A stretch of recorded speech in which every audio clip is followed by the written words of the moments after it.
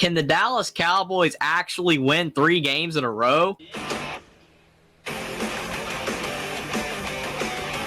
Welcome back to Only Talk Sports. We talk sports every single day, or at least we try to. I'm Ross Jeffrey. Subscribe to the channel if you like sports content. Hit that notification bell so you never miss our video. We're already at week 6 in the NFL season. Time is flying by. The NFL season, it's longer than college football, but not by a whole lot. It still flies by before you know it, and we're getting closer and closer to the halfway point of the regular season in the NFL. So far through 5 weeks, my record on predicting every single NFL game is 48-30, and I was 9-5 last week in the 14 games during week 5. So I am over 60% picking games, but I'm still trying to improve on my record, and every single week presents different challenges as there's injuries, and some teams start to play better, some teams start to play worse, and it's all very unpredictable. But let's dive into all of these week 6 NFL games and see which teams I think will win and which teams I think will lose. Now, on Thursday Night Football, we have an interesting matchup between the San Francisco 49ers and the Seattle Seahawks. Seattle started out great with a 3-0 record, but now they've lost their last 2 games, including losing to the Giants last week, which is a terrible loss. San Francisco,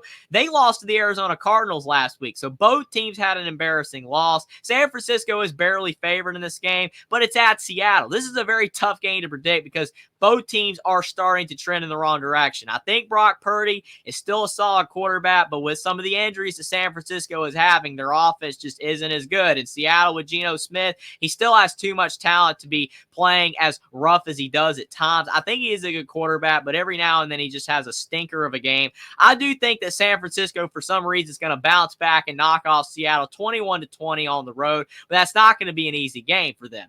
Then on Sunday morning at 9:30 a.m. on NFL Network, we got the Jacksonville Jaguars traveling to the Chicago Bears. Jacksonville got their first win of the season last week. I picked them to beat the Colts. Something told me they were going to win. Can they win their second straight game in a row? But the Chicago Bears, they are 3-2 on the season. They're actually playing a little bit better than some people are expecting them coming into the season, but they did just beat the Panthers last week. That's not really that much of an accomplishment, but still a win is a win in the NFL. And they're over 500, and Caleb Williams, he has not been turning the ball over that much, which is very key for a rookie. That is one of the biggest problems that rookie quarterbacks have in the NFL is turnovers, and he has been curbing that under control. I think Jacksonville has a little bit of momentum since they got their first win, but I do believe that because it's at Chicago and they've looked better throughout the whole start of the season more so than the Jaguars, I'm going to go with the Bears to beat Jacksonville 21-17 on Sunday Morning Football.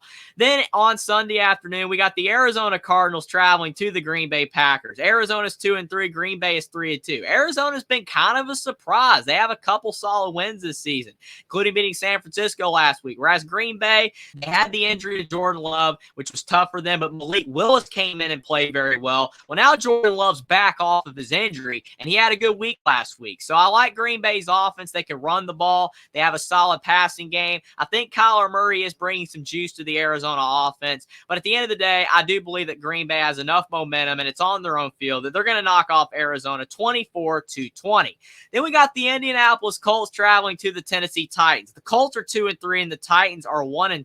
But the Colts, they lost last week to the Jaguars. That was a terrible loss, even though Joe Flacco actually had a good game. So it wasn't Joe Flacco's fault that they lost. Tennessee, however, they had a bye last week. They only have one win on the season. Will Levis is trying, but they just don't have enough weapons on offense. I actually think that the Indianapolis Colts, because they look so good in that loss, especially on offense, I am a bit worried about their defense, but Tennessee offensively is not that good, that the Colts will be able to beat the Titans 21-17. Then we have the Houston Texans traveling to the New England Patriots. I picked against Houston last week. I went with the Bills, and that proved to bite me in the backside. The Texans play very well in that game, and C.J. Stroud has them at 4-1. Cannot complain with how he's been playing. The Patriots, they're 1-4. They are still missing Tom Brady, and they are still missing Bill Belichick when those two were in their prime. Unfortunately, the Patriots, with a new coach, a new quarterback, it just is not working out for them. I think that C.J. Stroud, with him being in his second season in the NFL, well and continuing to improve on what he did in his first season, I think that they're going to be able to easily go on the road and beat the Patriots 28-14. Then we have an NFC South matchup between the Tampa Bay Bucks and the New Orleans Saints. Tampa Bay's 3-2, the Saints are 2-3, and I still can't believe after the Saints started out their season as well as they did at 2-0, they've dropped their last 3 games. What's going on with New Orleans? Tampa Bay's 3-2. They've been up and down. They have not been consistent this season. They should have beat Atlanta last week, but they couldn't get it done. But this game's on the road at New Orleans. That's always a tough environment. And I don't know. Something tells me that New Orleans is eventually going to get it together. They had a tough game against the Chiefs last week, and they tried to compete in that game. I think that they're going to turn it around and beat the Tampa Bay Bucks 24-17 in a key NFC South matchup. Then we got the Cleveland Browns traveling to the Philadelphia Eagles. Philly had a bye last week. Cleveland's been terrible this year at 1-4. They're getting blown out by everybody right now. Philadelphia, I don't trust them. I think Jalen Hurts has some problems as an NFL quarterback, and they do have enough talent on their team to be decent, but still Philadelphia just isn't consistent, but it's on their own field, and the Browns have been that bad that I think Philly will beat the Browns 28-14. Then we got a great matchup in the final 1 o'clock game on CBS. You got the Washington Commanders and the Baltimore Ravens. What a game this is. The Commanders are 4-1, and Jay Daniels, he has been lighting it up as a rookie in the NFL, mimicking C.J. Stroud's performance at the start of his rookie year, but he might be doing even better than C.J. Stroud. Jay Daniels has been that good, but you got Baltimore at home, and Lamar Jackson still playing at a high level, and the Ravens are getting it together after the rough start to the season. They're back over 500. I think that the Commanders are going to give the Ravens a game, but I'm going to go with Baltimore to beat the Commanders 27-24. I think Jay Daniels is playing great, but this road environment and the tough team that Baltimore is might give him some fits. Give me the Ravens to get this win.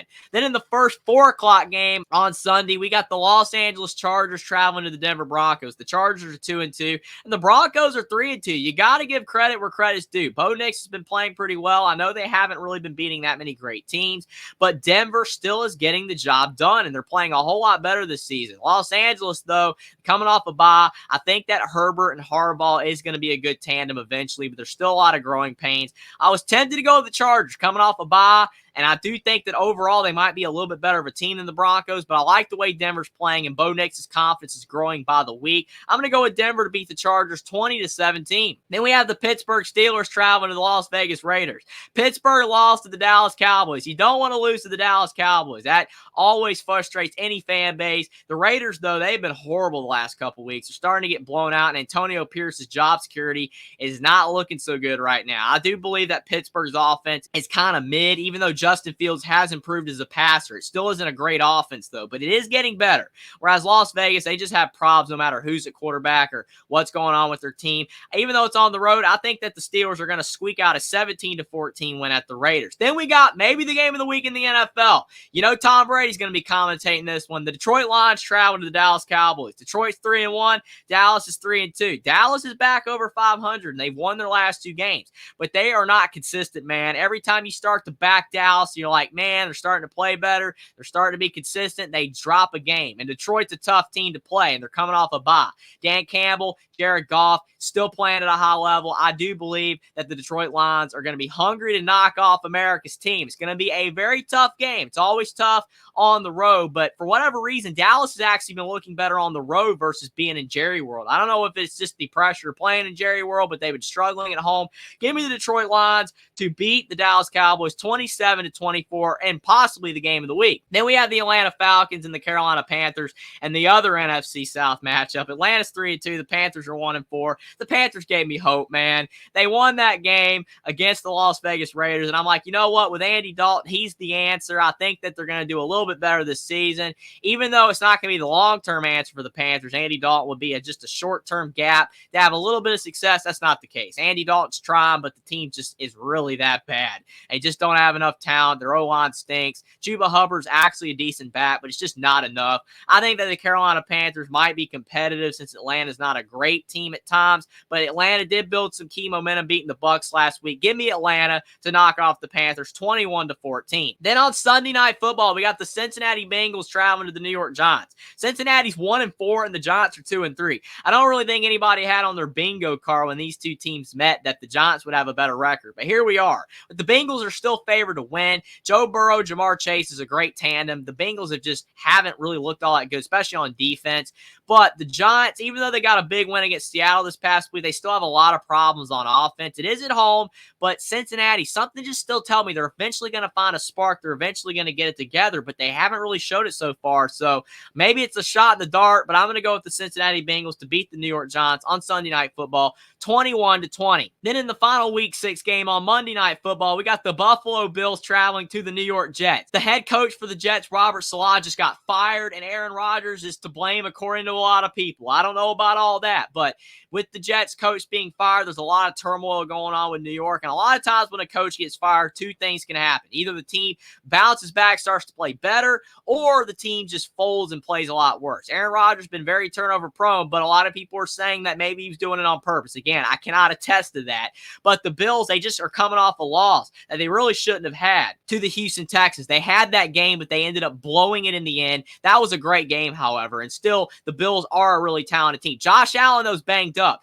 If he does not play in this game, that could help the Jets, but I do think that he will be able to play in this game. That kind of seems what the reports are saying, but you never know. But if Josh Allen plays, that will really help the Bills. I think that the Jets will try because it's Monday Night Football. I think Aaron Rodgers might have a better game than he had this past week against the Vikings, but I'm going to go with the Bills to knock off the Jets on the road, 24-17 on Monday Night Football. I just think that the Bills are a better team than the Jets, and they're going to get it done. But those are my thoughts on every single Week 6 game of the NFL season. I think the Week 6 slate is decent enough. You don't have a lot of headline matchups, but San Fran, Seattle is a solid game. The Bucs and the Saints should be pretty fun, and you do have the Lions and Dallas to headline things, so it's going to be interesting to see what happens. But let me know what you guys think in the comment section down below about every single one of my picks for the Week 6 games of the NFL season, and whether you agree or disagree with my picks, and which games you are looking forward to the most out of all of these games in the Week 6 slate. Subscribe to the channel if you like sports content. Like this video down below. Follow me on Twitter as well. Link is in the description, and I'll see you next time.